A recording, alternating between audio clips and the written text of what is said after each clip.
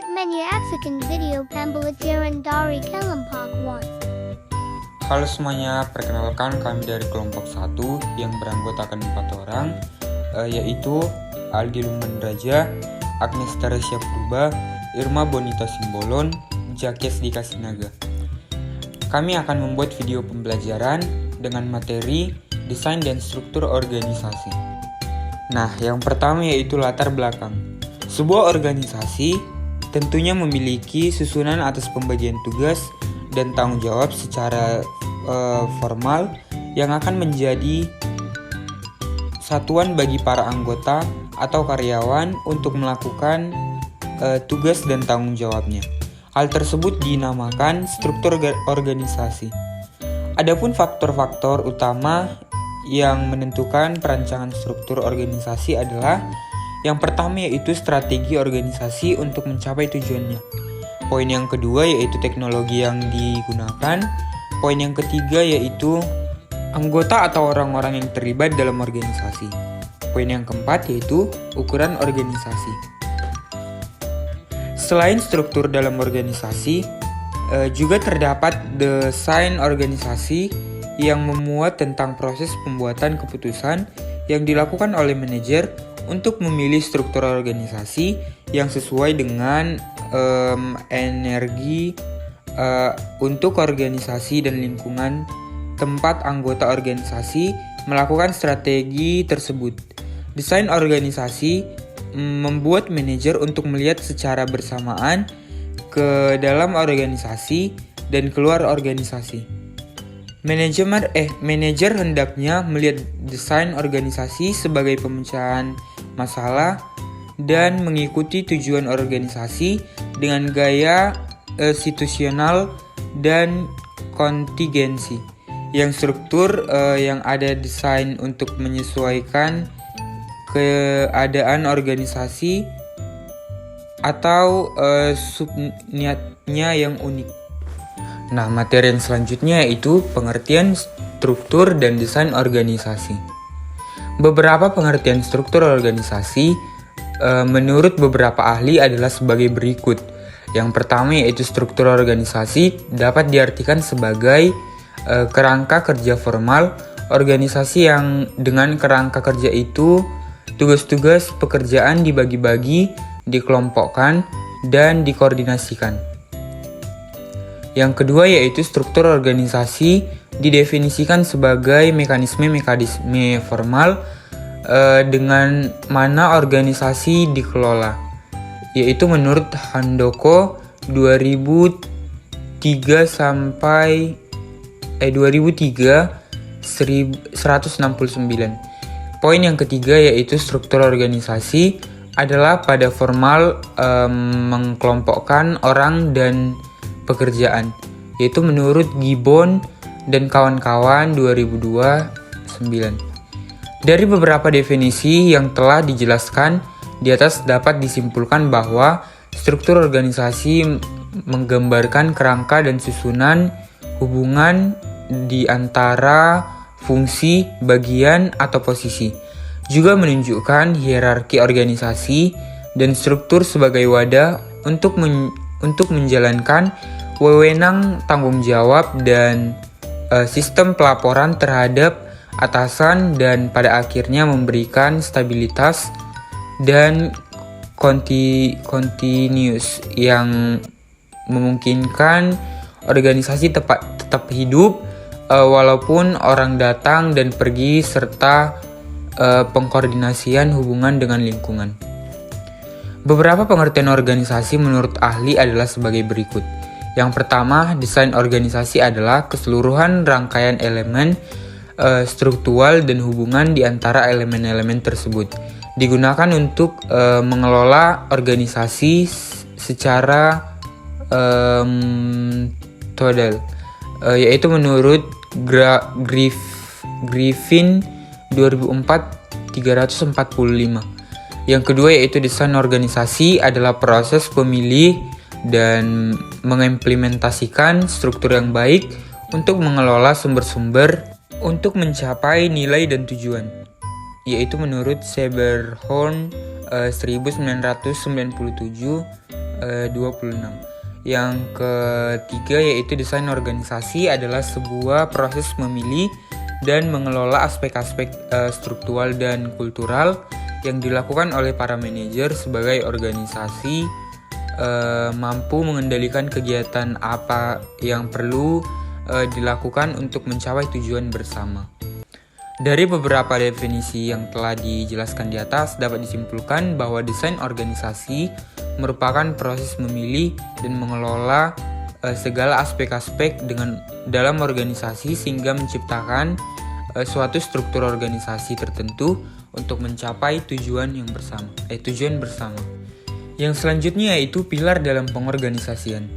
Sebagaimana dikemukakan oleh Stoner, Freeman, dan Gilbert pada tahun 1995, terdapat 4 pilar yang menjadi dasar untuk melakukan proses pengorganisasian, yaitu yang pertama, pilar pertama pembagian kerja atau division or work, yaitu upaya untuk menyederhanakan keseluruhan kegiatan pekerjaan yang mungkin saja bersifat kompleks menjadi sederhana dan spesifik, di mana setiap orang ditempatkan dan ditugaskan untuk setiap kegiatan yang sederhana dan spesifik. Misalnya dalam restoran, pembagian kerja dapat berupa pembagian kerja untuk dapur, pelayan, pelanggan, kasir, dan lain-lain. Yang kedua yaitu pilar kedua pengelompokan pekerjaan atau departmentalization, yaitu seluruh yaitu setelah dispesifikasikan, kemudian pekerjaan-pekerjaan tersebut dikelompokkan berdasarkan kriteria tertentu yang sejenis. Yang ketiga, pilar ketiga penentuan relasi antar bagian dalam organisasi atau hierarki adalah proses pengumpulan, kemudian proses pencetusan hierarki, redasi antar bagian dalam suatu organisasi. Terdapat 2 konsep yang penting dalam proses penentuan hierarki adalah sebagai berikut. Yang pertama yaitu span of management yang terkait dengan jumlah orang atau bagian di bawah atau departemen yang bertanggung jawab pada departemen bagian tertentu. Yang selanjutnya yaitu chain of command yang mengatur bagaimana batasan kewenangan dibuat dan proses pelaporan setiap bagian kepada bagian tertentu. Yang terakhir yaitu pilar keempat, koordinasi, yaitu proses dalam mengintegrasikan seluruh aktivitas dari berbagai departemen atau bagian dalam organisasi agar tujuan organisasi bisa tercapai secara efektif dan efisien. Berikut ada 3 dimensi struktur organisasi, di antaranya kompleksitas, formalisasi, dan sentralisasi. Kompleksitas merujuk pada tingkatan diferensi yang ada di dalam sebuah organisasi, mempertimbangkan tingkat diferensi yang ada dalam organisasi, termasuk di dalamnya tingkat spesialisasi atau tingkat pembagian kerja, jumlah tingkatan di dalam hierarki organisasi, serta tingkat sejauh mana unit-unit organisasi tersebar secara geografis. Yang kedua yaitu formalisasi. Formalisasi yaitu sejauh mana organisasi menyadarkan dirinya pada peraturan dan prosedur untuk mengatur perilaku dan para pegawainya. Formalisasi merujuk pada tingkat sejauh mana pekerjaan dalam organisasi itu distandarisasikan. Jika sebuah pekerjaan sangat diformalisasikan, maka pemegang pekerjaan itu hanya membuat sedikit kebebasan mengenai apa yang harus dikerjakan, bila mana mengerjakannya, dan bagaimana harus melakukannya. Dengan demikian, formalisasi adalah suatu ukuran tentang standarisasi. Formalisasi akan diukur dengan menentukan apakah organisasi tersebut mempunyai manual mengenai kebijakan dan prosedur, memiliki jumlah keistimewaan peraturannya, melihat kembali uraian pekerjaan untuk melihat tingkat kerumitan. Jika berbicara mengenai formalisasi, maka kita merujuk pada peraturan tertulis organisasi. Sentralisasi. Sentralisasi merujuk kepada tingkat di mana pengambilan keputusan dikonsentrasikan pada suatu titik tunggal dalam organisasi. Konsentrasi yang tinggi menyatakan adanya sentralisasi yang tinggi. Sedangkan konsentrasi yang rendah menunjukkan sentralisasi yang rendah atau yang disebut desentralisasi. Dalam desentralisasi harus memperhatikan sentralisasi hanya memperhatikan struktur formal dan bukan dengan organisasi informal. Berikut hambatan dan keuntungan sentralisasi. Yang pertama, hambatan sentralisasi. Hanya memperhatikan struktur formal, memperlihatkan kebebasan dalam pengambilan keputusan, konsentrasi pada seseorang, unit atau tingkat, kontrol dan top manajemen, tetapi keputusan tetap terletak pada anggota tingkat rendah. Keuntungan sentralisasi. Keputusan komprehensif yang akan diambil dan penghematan dan lebih efektif. Yang selanjutnya yaitu dimensi struktur. Dimensi struktur. Tinjauan mengenai struktur organisasi biasanya cukup memadai dengan menggunakan 3 parameter yang telah dijelaskan di atas.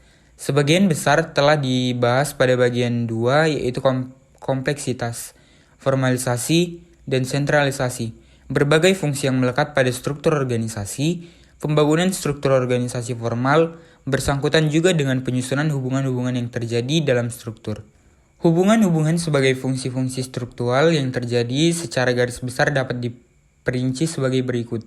Poin yang pertama yaitu wewenang, arti wewenang atau authority adalah hak melakukan sesuatu untuk memerintah orang lain untuk melakukan sesuatu.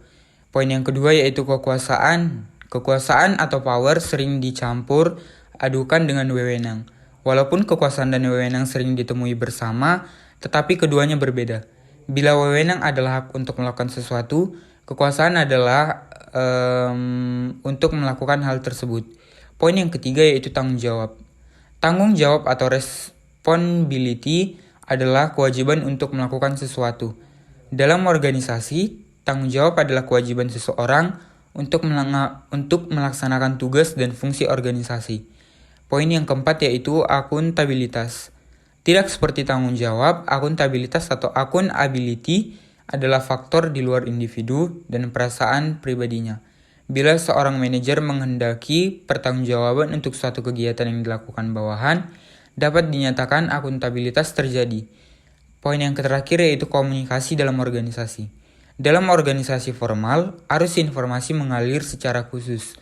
Struktur organisasi diharapkan dapat menjadi alat utama bagi komunikasi formal ini.